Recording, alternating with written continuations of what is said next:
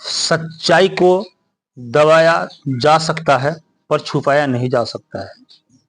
जी हाँ, मैं सही बोल रहा हूं। सच्चाई एक ऐसा चीज है जिसको बलपूर्वक दबा के कुछ दिनों के लिए रखा जा सकता है, पर हमेशा के लिए उसको खत्म नहीं किया जा सकता। आज हम बात कर रहे हैं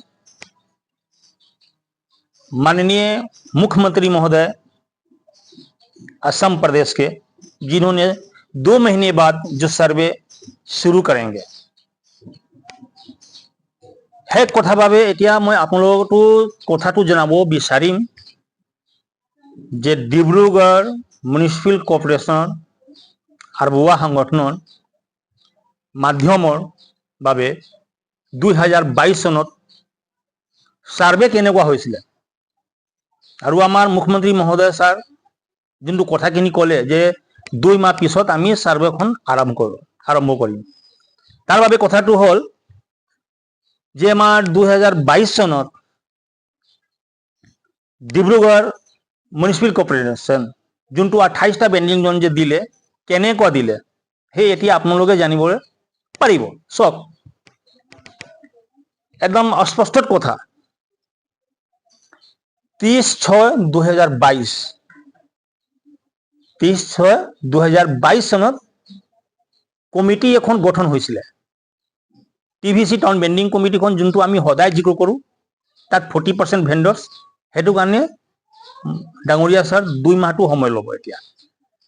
এতিয়া কমিটিখন ফাৰ্ষ্ট গঠন হ'ব।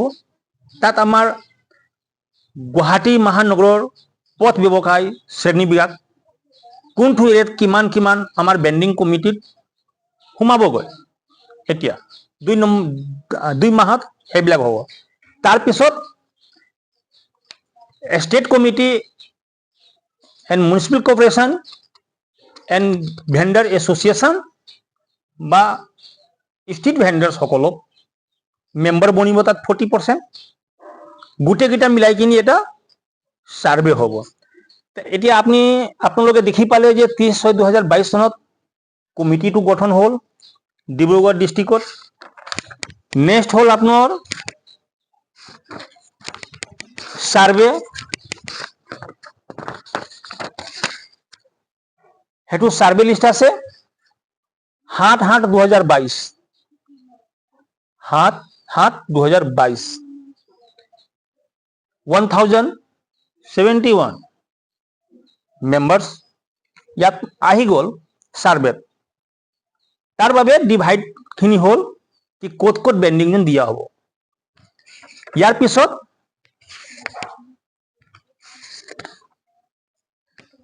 8/8/2022 8/8/2022 চনত 28টা বেণ্ডিং দিয়া হ'ল।